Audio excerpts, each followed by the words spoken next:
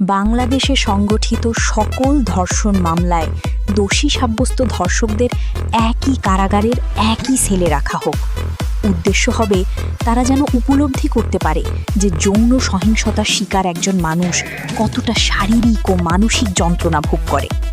তাদের শরীরে কোনো পোশাক থাকবে না, শুধু আন্ডারপ্যান্ট থাকবে। তারা যেন একে অপরকে বলৎকার করে। তাহলে তারা বুঝতে পারবে ধর্ষণের শিকার মানুষ কতটা কষ্ট ও যন্ত্রণা ভোগ করে। মাননীয় প্রধানমন্ত্রী যদি এই ব্যবস্থা গ্রহণ করেন, তাহলে আশা করা যায় ধীরে ধীরে দেশে ধর্ষণ ও পরকীয়ার ঘটনা অনেকাংশে কমে আসবে এবং একসময় প্রায় বন্ধ হয়ে যাবে। তবে যদি এর পরও পরকীয়া সমস্যা দেখা দেয়, তাহলে এর জন্য আলাদা কঠোর আইন প্রণয়ন করা উচিত।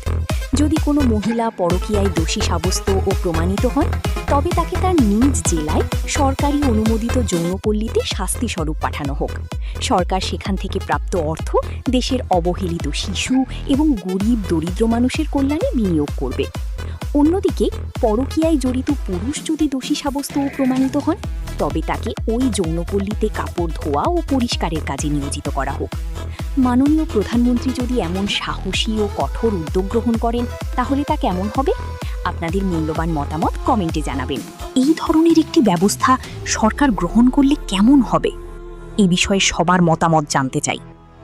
বিশেষ দ্রষ্টব্য: উক্ত সেলে যে যত বেশি বলাৎকার করতে পারবে, তার শাস্তি তত কমবে।